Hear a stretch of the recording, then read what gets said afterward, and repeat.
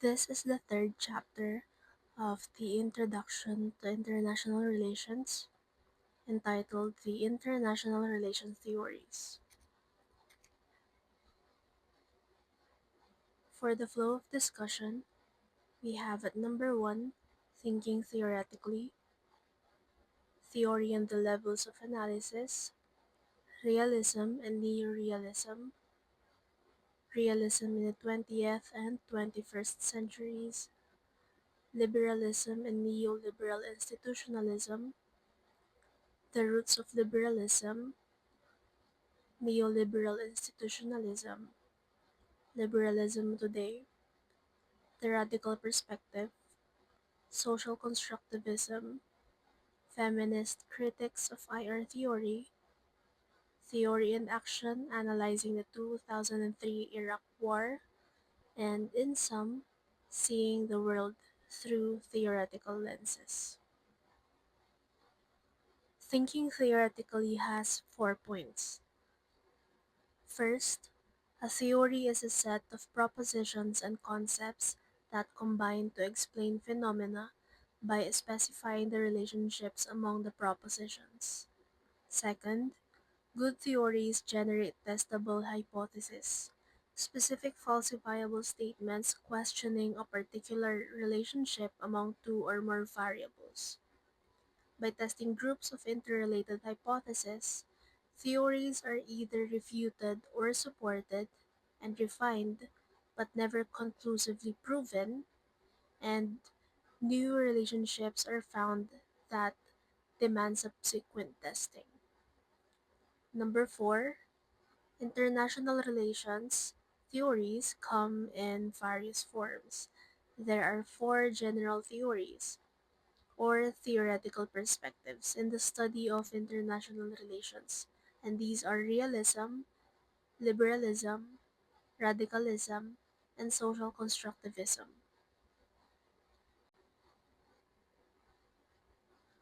On the theory and the levels of analysis, one may organize the list of possible explanations of an event according to the three levels of analysis: the international system, state level, and individual level. This categorization was first used by Kenneth Waltz and later amplified by J. David Sayer. If the international system level is the focus, then the explanation rests with the characteristics of that system or with international and regional organizations and their relative strengths and weaknesses. If the state level or domestic factors is the focus, then the explanation is derived from characteristics of the state, the type of government, the type of economic system, interest groups within the country, or even the national interest. And finally, if the individual level is the focus, then the personality, perceptions, choices, and activities of individual decision makers and individual participants provide the explanation. On realism and neorealism, realism reflects a view of the individual as primarily fearful and power-seeking. States act as individuals might, meaning that each state acts in a unitary way in pursuit of its own national interest, defined in terms of power. Power, in turn, is primarily thought of in terms of the material resources necessary to physically harm or coerce other states. In other words, to fight and win wars. Under this condition of anarchy, realists argue that states in the international system can rely only on themselves, and their most important concern is to increase their own relative power. They can do so by means of two logical pathways. One is war, and two is balance. On the roots of realism, at least four of the essential assumptions of realism are found in Thucydides's History of the Peloponnesian War. First, for Thucydides, the state is the principal actor in war and in politics in general. just as today's realists posit. Second, the state is assumed to be a unitary actor. Third, decision makers acting in the name of the state are assumed to be rational actors. Fourth, Thucydides, like contemporary realists, was concerned with security issues. The state's need to protect itself from the enemies, both foreign and domestic. The central tenet, forcefully articulated by Thomas Hobbes, that virtually all realist theories accept is that the chief constraint on better state behavior, especially enduring peace, is that states exist in an anarchic international system. Given a system in which no single power was capable of imposing its will on all the others, or, or so called anarchy, states in the system had to rely on self help, because even allies might, in a crisis, hesitate or refuse to come to an ally's aid. A state's only rational policy in a self help world would be to seek power. Under realism in the 20th and 21st centuries, to Morgenthau, the World War II struggle can be explained at the three levels of analysis. 1. The flawed individual in the state of nature struggles for self preservation. 2. The autonomous and unitary state is constantly involved in power struggles, balancing power with power, and reacting to preserve what is in the national interest. And 3. Because the international system is anarchic, no higher power exists to defeat the competition. The struggle is perpetual. Whereas realism appears to offer clear policy prescriptions, not all realists agree on what an ideal realist foreign policy might look like. Defensive realists argue that states in the international system should pursue policies of restraint, whether through military, diplomatic, or economic channels. Offensive realists, by contrast, note that periodically demonstrating a willingness to engage in war, though perhaps costly in the short run, may pay huge dividends in reputation enhancement later. The logic is that the more power you have, the more power you get. Thus, defensive and offensive realists have significant differences of view about appropriate foreign policy. On the other hand, neo-realists give precedence in their analysis to the structure of the international system as an explanatory factor, while traditional realists also attach importance to the characteristics of state and human nature. To Kenneth Waltz, neo-realism thus advances two normative arguments and one theoretical. The first normative argument is that we need theory to understand international politics. The second is that his theory, neorealism, explains international politics since 1648, the date scholars cite for the advent of the state system. Kenneth Wall's theoretical argument is that the amount of peace and war in an anarchic international system depends critically on the distribution of power described in terms of system structure.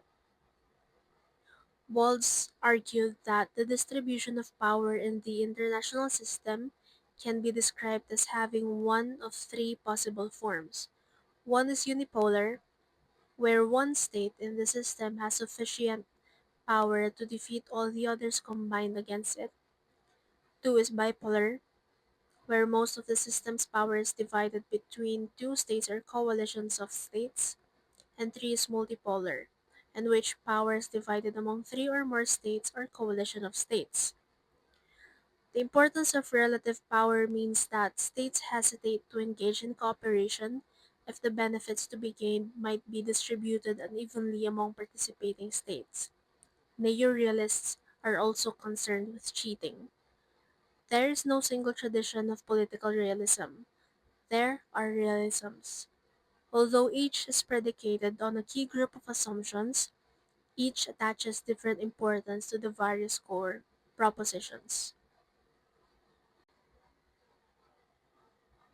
Under theory in brief, on realism/neorealism, key actors are the states where the most powerful matter most. The view of the individual is insecure, selfish, and power seeking. The view of the state is insecure, selfish, unitary, power seeking as evidence of rationality. The view of the international system is anarchic, which implies perpetual threat of war, and more stable as distribution of power approaches unipolarity. Beliefs about change, there's possibility of perpetual peace logically precluded. Emphasis shifted to managing the frequency and intensity of war. Major theorists include Thucydides, Saint Augustine, Hobbes, Morgenthau, Waltz, Gilpin, and Mearsheimer. Liberalism and neoliberal institutionalism. Liberalism maintains that human nature is fundamentally good and that people can improve their moral and material conditions, allowing for society growth, including long term peace. Liberals think that injustice, violence, and aggression are not unavoidable but can be mitigated or even abolished by institutional reform or social action. On the roots of liberalism, the origins of liberal theory are found in 18th century Enlightenment optimism, 19th century political and economic liberalism, and 20th century Wilsonian idealism. 19th century liberalism took the rationalism of the Enlightenment and reformulated it by adding a preference for democracy over aristocracy and for free trade over national economic self sufficiency.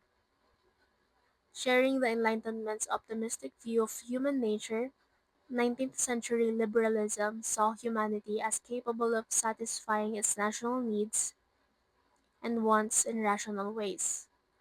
20th century idealism also contributed to liberalism, finding its greatest adherent in US President Woodrow Wilson. The basic proposition of Wilson's idealism is that war is preventable through the collective action of states. More than half of the League Covenant's 26 provisions focused on preventing war. The League of Nations illustrated the importance that liberals place on the potential of international institutions to deal with war and the opportunity for collective problem solving in a multilateral forum. On neoliberal institutionalism, since the 1970s, liberalism has been revived under the rubric of neoliberal institutionalism. Neoliberal institutionalists arrive at the same prediction that liberals do: cooperation.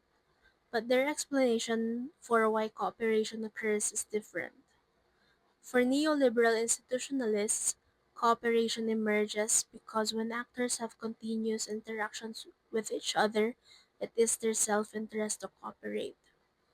Two other additions to neoliberal institutionalist thought also explain cooperation.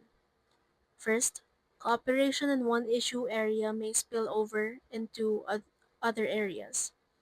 Thus, cooperation on trade may over time lead to cooperation on security. Second, theorists such as Robert Cohen argue that institutional cooperation can deepen to the point where it may be said to have inertia. Whatever the original conditions of its establishment, once established, institutional cooperation can exist and even flourish, even if those initial conditions vanish. The implication of repeated interactions is increased cooperations, not only in security issues, but across a whole range of international issues, including economics and trade, human rights, the environment, immigration, and transnational crime. For neoliberals, institutions are critical. They facilitate, widen, and deepen cooperation by building on common interests, thus maximizing the gains for all parties. On liberalism today, with the end of the Cold War in the 1990s, liberalism as a general theoretical perspective has achieved new credibility, where two particular areas stand out. First, researchers of the so-called democratic peace have been trying to explain an empirical puzzle. Although on balance, democratic states are as warlike as authoritarian states, democratic states never attack each other. One argument is that the democratic process inhibits aggression. Leaders in democracies hear from a multiplicity of voices that tend to restrain decision makers and therefore lessen the chance of war. Another argument is that transnational and international institutions that bind democracies together through dense networks act to constrain behavior. Second, the scholar and former policy analyst Francis Fukuyama sees not just a revival, but also a victory for international liberalism following the end of the Cold War. Fukuyama argues the possibility exists for the universalization of Western liberal democracy as the final form of human governance. For the theory in brief, key actors are the states, non-governmental groups, international organizations. View of the individual is basically good, social, capable of cooperating. View of the state, they are se- view of the states are selfish, have relationships, can be good or bad. View of the international system, anarchy abridged by interdependence among actors, an international order. Beliefs about change, self-interest managed by a structure leads to possibility of perpetual peace. Major theorists are Montesquieu, Kant, Wilson, Cohen, Doyle, and Eikenberry. On the radical perspective, the radicals, such as anarchists and Marxists, problematize the state itself, and their idea that the state is the problem is part of what sets them so dramatically apart from realists and liberals. Karl Marx based his theory of the evolution of capitalism on economic class conflict. The capitalism of 19th century Europe emerged out of the earlier feudal system. According to Marx, in the capitalist system, private interests control labor and market exchanges, creating bondages from which certain classes try to free themselves. A clash inevitably arises between the controlling capitalist bourgeoisie class and the controlled proletariat. A new socialist order is born from this violent clash, which the proletariat must inevitably win after a period of revolutionary struggle. The first set of radical beliefs is found in historical analysis, whereas for most realists and liberals, history provides various data points from which glean appropriate generalizations. Radicals see historical analysis as revealing necessary outcomes. Radicals are connected most with explaining the relationships among the means of production, social relations, and power. Basing their analysis of history on the importance of the production process, most radical theorists also assume the primacy of economics for explaining virtually all other phenomena. A different group of radical beliefs centers on the structure of the global system.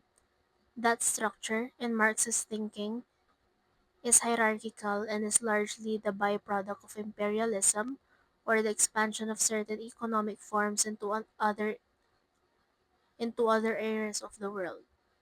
The British economist John A. Hobson theorized that expansion occurs because of three conditions in the more developed states: overproduction of goods and services, underconsumption by workers and the lower classes because of low wages, and oversavings by the upper classes and the bourgeoisie. To solve these three economic problems, Developed states historically have expanded abroad, and radicals argue that developed countries still see expansion as a solution. For radicals, imperialism produces the hierarchical international system, which offers opportunities to some states, organizations, and individuals, but imposes significant constraints on behavior for others. Radical theorists emphasize the techniques of domination and suppression that arise from the uneven economic development inherent in the capitalist system.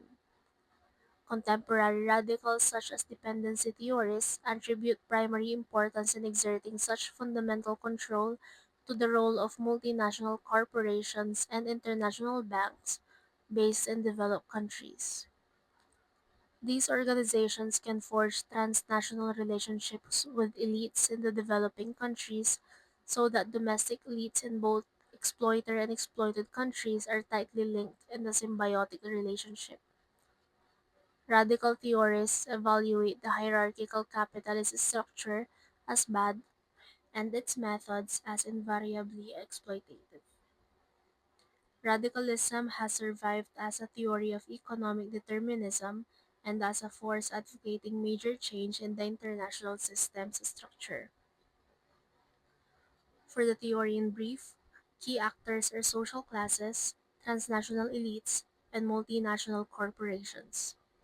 View of the individual is actions determined by economic class interests. View of the state is an agent of the structure of international capitalism and the executing agent of the bourgeoisie. View of the international system is highly stratified, dominated by international capitalist system. Beliefs about change is that radical change is inevitable. Major theorists are Marx, Hobson, Lenin, Prebisch. For social constructivism, it is a late 20th century addition to international relations and has returned international relations scholars to foundational questions, including the nature of the state and the concepts of sovereignty, identity, and citizenship. Constructivism's major theoretical proposition is that neither objects nor concepts have any necessary, fixed, or objective meaning. Rather, their meanings are constructed through social interaction. By extension, state conduct is shaped by elite beliefs, identities, and social norms. Constructivists thus dispute the idea that material structures have a necessary, fixed, or inherent meaning. Alexander Wendt, one of the best known constructivists, argues that on its own a political structure, whether one of anarchy or a particular distribution of material capabilities, cannot tell us much of interest. To constructivists, power includes such ideas as legitimacy. States may alter their action. States may alter their actions so other members of the international community will view them as legitimate. Constructivist theory offers different explanations of change. Change can occur through the fusion of ideas or the internationalization of norms, as well as through socialization when one adopts the identities of peer groups. Constructivism does not reduce to mere conversation and blattery, but helps provide strong explanations of shifts in our understanding of objects that have an impact on real human lives, just as realism, liberalism, and radicalism do. But also, like realism, liberalism, and radicalism, constructivism has its shortcomings. Until recently, constructivism remained mainly a powerful tool of criticism rather than a program capable of explaining outcomes in the real world. For theory in brief, key actors are people, elites, and cultures. View of the individual is a key component in creation of meaning, bound by education, socialization, and culture.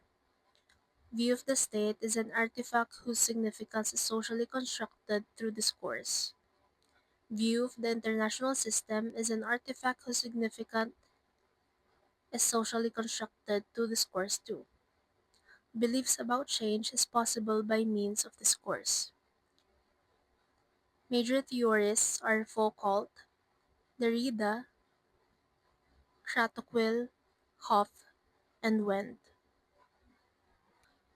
On the feminist critics of IR theory, feminists offer a variety of critiques of the four international relations theories, where many of the critics share core propositions.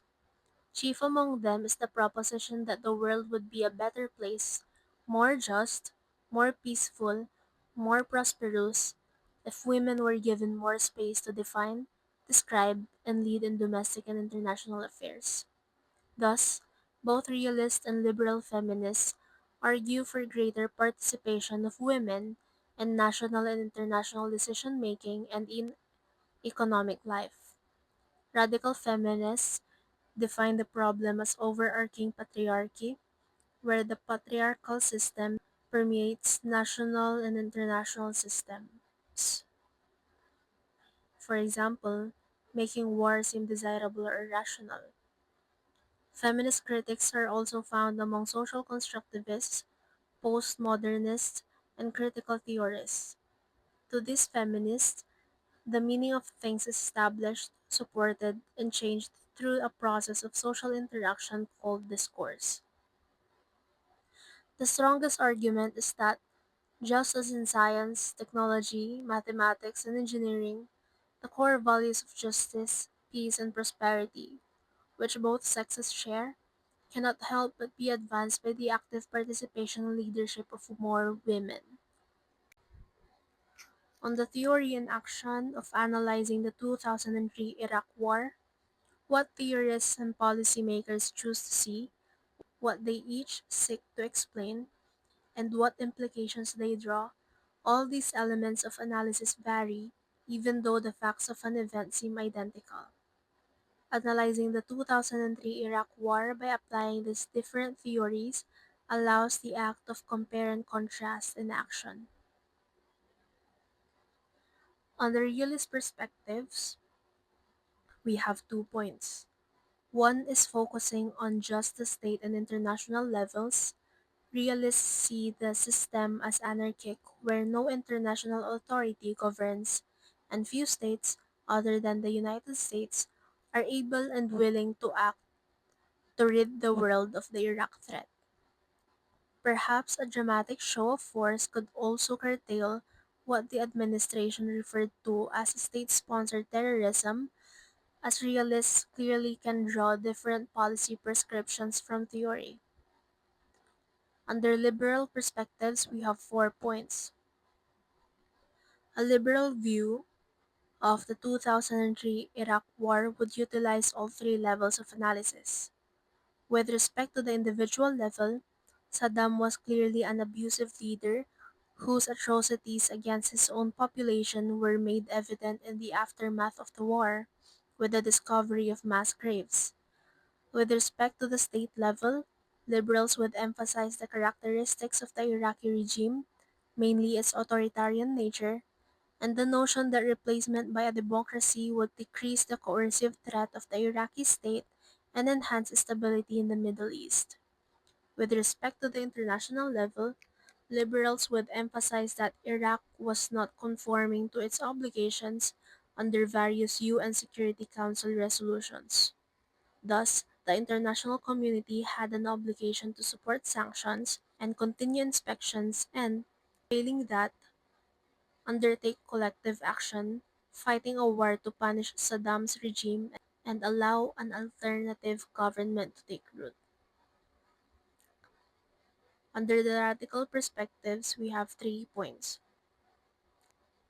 A radical interpretation of the Iraq War would tend to focus mainly on the international system structure and the economic interests of state. Radicals hold that political colonialism spawned an imperialist system in which the economic needs of the capitalist states were paramount. Radicals, especially dependency theorists, would not be at all surprised with the core states of the capitalist system. The United States and its allies responded with force when Iraq threatened their critical interests in oil. And finally, the constructivist perspective, we have 4 points. A constructivist view of the 2003 Iraq War would focus on several factors. Constructivist theories would emphasize the social construction of threat, how U.S. policy makes constructed Saddam Hussein, and the purported WMD, or weapons of mass destruction, as imminent threats to the United States, even though UN inspectors claimed that the weapons program had been dismantled. Constructivists would also point to the importance of legitimacy, where the United States recognized the need for legitimacy for its actions being socialized into those norms. In much constructivist thinking, international organizations such as the UN play a powerful legitimizing and socializing role in international relations. Finally, in sum, in seeing the world through theoretical lenses, without theory, we are reduced to educated guesses on how to resolve crises or how to constructively advance human values such as justice and peace. How each of us sees international relations depends on our own theoretical lens. These theoretical perspectives differ not only in whom they identify as key actors, but also in what counts as a threat or a benefit. They also differ in their views about the relative explanatory power of the individual, the state, and the international system, the three levels of analysis. Equally important, these perspectives support different views about the possibility and desirability of change, in particular, in war, peace, and development in the international system.